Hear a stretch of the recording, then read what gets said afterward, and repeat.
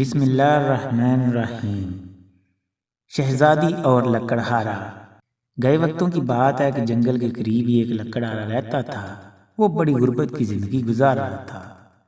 ایک دن اس کی ماں بیمار ہوئی۔ وہ بڑا پریشان رہا اور صبح سویرے جلدی اٹھ کر جنگل کی طرف روانہ ہوا تاکہ زیادہ لکڑیاں کاٹ کر زیادہ پیسے کما سکے اور ماں کا علاج کروا سکے۔ اس لکڑہارے نے جنگل میں ہی فجر کی نماز بھی ادا کی اور کام میں لگ گیا۔ دوپہر ہو چکی تھی، سورج سر پر آن پہنچا۔ وہ پسینے سے شرابور ہو گیا، لیکن اس کا دل مطمئن تھا کیونکہ لکڑیوں کا ڈھیر کافی زیادہ تھا۔ لکڑہارے کا جوڑ جوڑ دکھ رہا تھا، مگر ماں کا بیمار چہرہ اور بچوں کی بھوک کے خیال سے اپنی تھکن بھول کر محنت کرتا رہتا۔ لکڑیوں کا گٹھا باندھ کر جب اس نے کمر پر لادا تو وہ کافی وزنی تھا، اس لیے آہستہ آہستہ قدم اٹھا کر چلنے لگا۔ ابھی تھوڑی ہی دور چلا تھا کہ اس کے پاؤں کو ایک پتھر سے ٹھوکر لگی اور اس کے پاؤں میں شدید تکلیف ہوئی۔ لکڑہارے کی آنکھوں میں آنسو بہنے لگے۔ اس نے التجا بھری نگاہوں سے آسمان کی طرف دیکھا اور وہیں ایک جگہ بیٹھ گیا۔ اسی وقت اللہ کی کرنی یہ ہوئی کہ شہزادی معروق شکار کھیلتے کھیلتے جنگل میں اسی طرف آن نکلی۔ گھوڑے پر سوار شہزادی نے جب لکڑہارے کو اس طرح زمین پر بیٹھے روتے ہوئے دیکھا تو اس کا دل پسیج گیا اور اس نے پوچھے بنا ہی لکڑہارے کی ساری کیفیت کو بھانپ لیا۔ اس نے اپنے ایک کارندے کو اشارہ کیا کہ وہ اپنا گھوڑا اس لکڑہارے کو دے دے۔ اس سپاہی نے اپنے گھوڑے کو اس لکڑہارے کی طرف روانہ کر دیا اور اعلیٰ نسل گھوڑا اس پر قیمتی زین اور لگام دیکھ کر لکڑہارے کی آنکھیں ایک بار پھر چھلک پڑی۔ وہ ہڑبڑا کر اٹھا اور شہزادی کے حضور ادا بجا لایا، پھر اپنی لکڑیوں کا گٹھا گھوڑے کی پیٹھ پر لاد کر سوار ہو گیا۔ بازار میں جب لکڑہارا آیا، پوری آن بان سے داخل ہوا تو وہاں لوگ موجود کبھی پریشان ہوتے، کبھی گھوڑے کو دیکھتے، کبھی لکڑہارے کو دیکھتے۔ انہیں سمجھ نہ آتی اس لکڑہارے کے پاس اتنا قیمتی گھوڑا کیسے آ گیا۔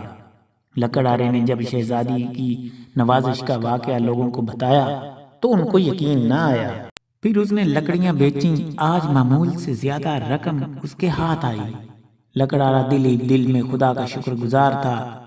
اس نے ماں کے لیے دوا اور گھر والوں کے لیے کھانے پینے کا سامان خریدا اور بڑی شان سے گھوڑے پر سوار ہو کر گھر پہنچ گیا۔ ماں اور بیوی بچے لکڑہارے کو حیرت سے دیکھنے لگے۔ اس نے تمام واقعہ ان کو بتا دیا۔ اب گھوڑے کے رکھنے کا مسئلہ درپیش تھا۔ اس کے چارے پانی کی بھی فکر تھی۔ بیچارہ لکڑہارے کے پاس تو بادشاہوں کی طرح نہ استبل تھا، نہ بہترین قسم کا چارہ تھا اور نہ ہی اس گھوڑے کی خوراک کا کوئی انتظام تھا۔ ادھر ساری رات لکڑہارے کو یہ خیال بھی ستاتا رہا کہ کہیں کوئی چور رات کو یہ قیمتی گھوڑا ہمارے گھر سے لے نہ جائے۔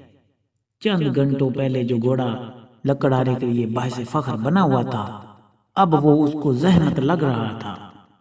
وہ لکڑہارا ساری رات جاگتا رہا اور گھوڑے کی نگرانی بھی کرتا رہا۔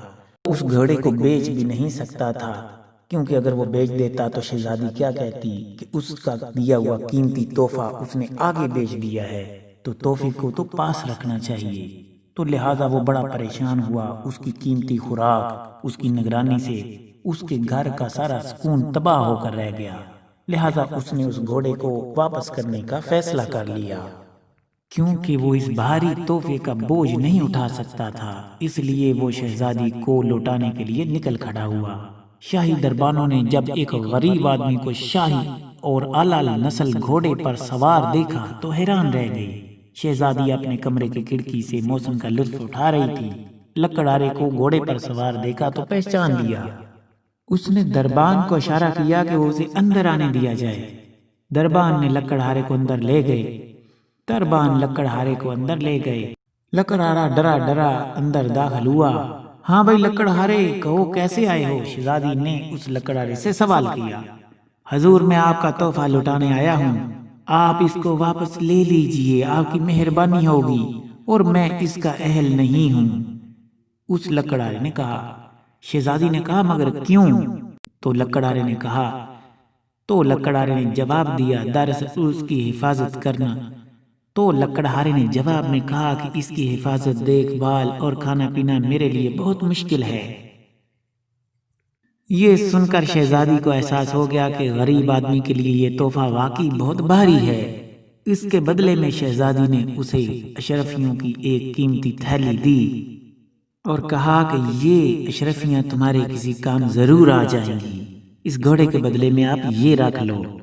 تو لکڑہارے نے اس شہزادی کا بہت شکریہ ادا کیا اور کہا میں اس کو استعمال میں لا کر گھر بار کاروبار کو بہتر بنا سکتا ہوں۔ شہزادی غریب لکڑہارے کو خوش دیکھ کر بہت مطمئن ہو گئی کہ آخر اس نے بھی کسی غریب انسان کی مشکل کو دور کر دیا۔ تو دوستو اس کہانی سے ہمیں یہ درس یاد ملتا ہے کہ ہمیں ہمیشہ دوسروں کی خوشی کا خیال مد نظر رکھنا چاہیے۔ اگر آپ کو یہ ویڈیو پسند آئی ہے تو اسے لائک کر دیں۔ مزید ایسی ویڈیوز کو دیکھنے کے لیے ہمارے چینل کو سبسکرائب کر لیں۔ عرفان فانی کو اجازت دیجیے۔ اللہ حافظ۔